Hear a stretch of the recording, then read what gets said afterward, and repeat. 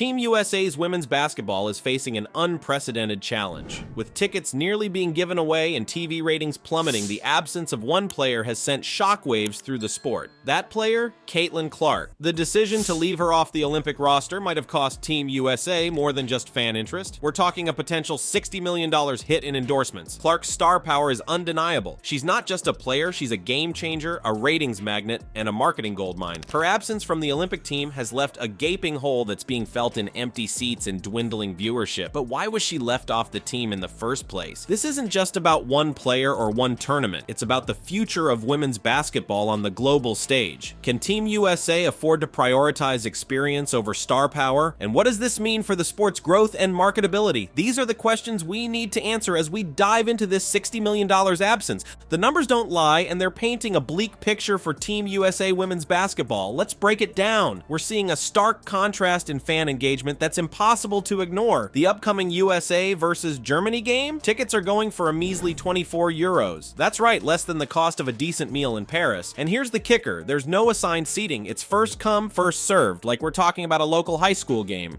Not an Olympic-level matchup. But it gets worse. TV ratings have taken a nosedive that would make even the most daring cliff diver wince. We're looking at around 3 million viewers for current Team USA games. Now let's rewind to 2012. The women's USA basketball games during those Olympics, they were pulling in an average of over 11 million viewers. That's not just a drop, it's a free fall. So what's changed? One word, Clark. Caitlin Clark's absence isn't just noticeable, it's deafening. We're talking about a player who's not just good at basketball, she's a phenomenon. Clark has been selling out arenas left and right. When she plays, people show up. When she's on TV, people tune in. It's that simple, but it's not just about butts and seats or eyes on screens. Clark's star power translates into something even bigger, marketability. We're in an era where athlete endorsements can make or break a sport's popularity. Clark isn't just a player, she's a brand. She's the kind of athlete who could attract major sponsors, bring in new fans, and elevate the entire profile of women's basketball. Think about it. How many casual sports fans do you know who've suddenly started talking about women's basketball because of Caitlin Clark? She's not just a player, she's a gateway to the sport for millions of potential fans, and right now Team USA is missing out on that gateway. This isn't just about one tournament or one player. The ripple effects could be massive. We're talking about potential impacts on future sponsorships, TV deals, and overall investment in women's basketball. Sponsors want eyeballs, and right now, those eyeballs are looking elsewhere. Consider the missed marketing opportunity. The Olympics are a global stage, a chance to showcase the best of the best. Clark's presence could have elevated the profile of women's basketball worldwide. Instead, we're left wondering what could have been, but let's be clear, this isn't about blaming Team USA or its selectors. They had their reasons for the roster choices they made. Experience matters in high-pressure tournaments like the Olympics. But at what cost? When does the trade-off between experience and star power tip too far in one direction? Here's the real question we need to ask. In today's sports landscape, can any team afford to leave their biggest star at home? It's not just about winning games anymore. It's about growing the sport, attracting new fans, and securing the financial future of women's basketball. The Clark effect isn't just about one player's skills on the court, it's about the excitement she generates, the headlines she creates, and the fans she brings to the sport. Without her, Team USA is feeling the pinch, and it's showing in every empty seat and every lost viewer. Let's talk about the Clark effect. It's not just a catchy phrase, it's a phenomenon that's reshaping women's basketball as we know it. Caitlin Clark isn't just a player, she's a force of nature on and off the court.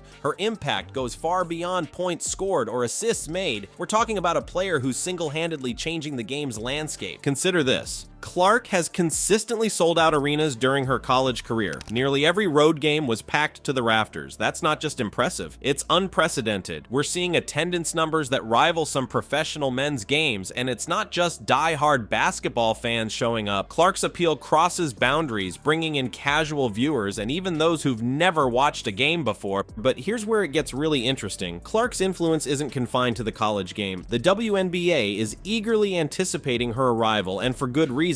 Last season, the league experienced its most watched season in 21 years, averaging 462,000 viewers per game. That's impressive, but with Clark in the mix, those numbers could skyrocket. Now imagine that star power on the Olympic stage. The potential impact is staggering. The Olympics aren't just another tournament, they're a global showcase. It's where stars are born and legends are made. Clark's presence could have elevated women's basketball to new heights, attracting millions of new fans worldwide. Think about the marketing opportunities lost. In today's social media-driven world, star power translates directly into engagement, sponsorships, and revenue. Clark isn't just a basketball player, she's a brand in herself. Her inclusion in the Olympic team could have opened doors to partnerships and endorsements that would benefit not just Clark, but women's basketball as a whole. But let's address the elephant in the room. Why was Clark left off the Olympic roster? This decision has sparked heated debate among fans, analysts, and even fellow players. On one side, we have those who argue that Clark's current performance and popularity should have guaranteed her a spot. They point to her ability to draw crowds and generate excitement as crucial factors in growing the sport. On the flip side, critics of her inclusion make some valid points. Team USA is already heavily favored to win gold. They argue that Clark's presence, while great for marketing, might not significantly impact the team's performance on the court. There's also the question of experience. Olympic basketball is a different beast, and some believe Clark needs more time to develop before stepping onto that stage. This controversy brings us to a crucial question: how do we balance team performance with star power? Is there a way to have both, or does one always come at the expense of the other? It's a delicate tightrope that sports organizations have to walk. Team dynamics are crucial for success, especially in high-pressure tournaments like the Olympics. Chemistry, experience, and tactical fit all play vital roles. But in today's sports landscape, ignoring the marketing potential of star players can be a costly mistake. The potential for increased viewership, sponsorship, and overall growth of the sport can't be overlooked. Some argue that Clark's omission might actually benefit her in the long run. By focusing on her development in the WNBA, she could be even better prepared for future international competitions. It's a perspective that prioritizes long-term growth over short-term gains. But here's the thing: women's basketball is at a crucial juncture. The sport is growing, but it needs that extra push to reach the next level of popularity and financial stability. Star players like Clark have the potential to be that catalyst, bringing in new fans, attracting bigger sponsors, and elevating the entire sport. While Caitlin Clark's absence has certainly impacted Team USA's marketability, it's not the only factor at play in the current struggles of women's basketball at the Olympics. The Paris Games are facing significant logistical challenges that are affecting athletes across all sports, and these issues may be contributing to the overall lack of interest we're seeing. Reports indicate that athletes are dealing with inadequate food and accommodations. We're talking about insufficient protein, poor quality cardboard beds, and a lack of air conditioning. These aren't just minor inconveniences. They're serious problems that can affect an athlete's performance and overall experience. When athletes aren't comfortable or well fed, it's harder for them to perform at their best, and that can translate to less exciting games for fans. But let's shift our focus back to Team USA's roster composition. The selection committee made some interesting choices, prioritizing experience over star power. They chose to include several veteran players who have previously won gold medal. On paper, this strategy makes sense. Olympic basketball is a high-pressure environment, and having players who've been there before can be invaluable. However, this decision comes at a cost. By focusing on experience, Team USA may have missed an opportunity to showcase emerging stars like Caitlin Clark. It's a classic case of short-term thinking versus long-term growth. Yes, these experienced players might give the team the best chance to win gold now,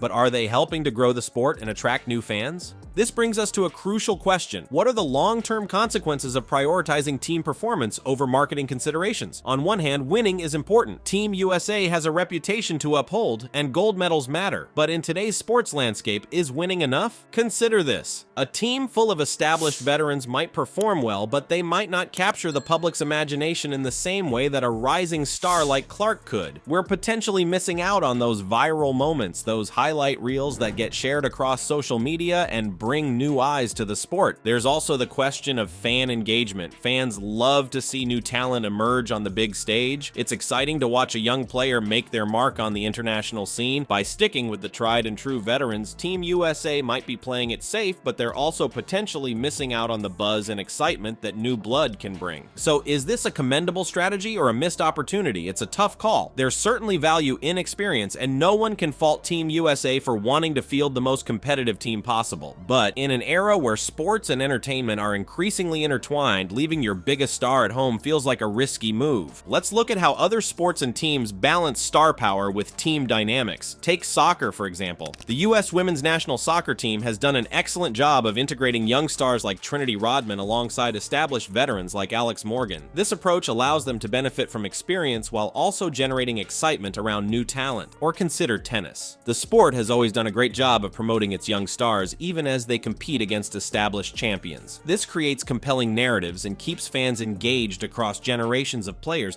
These examples suggest that there might be a middle ground, a way to balance experience and star power that benefits both the team's performance and the sport's marketability. It's not an easy balance to strike, but it's one that modern sports organizations need to consider carefully. Team USA women's basketball faces a perfect storm: plummeting viewership, struggling ticket sales, and the glaring absence of Caitlin Clark. It's a wake-up call for organizers. Moving forward, they need to rethink their approach. Why not create a roster that blends experience with star power? Imagine veterans mentoring rising stars like Clark on the Olympic stage. It's a win-win. Strategic planning is key. The WNBA's recent success shows what's possible when you market your stars effectively. Team USA could learn from this playbook. They need to balance competitive edge with fan engagement. It's not just about winning medals, it's about growing the sport.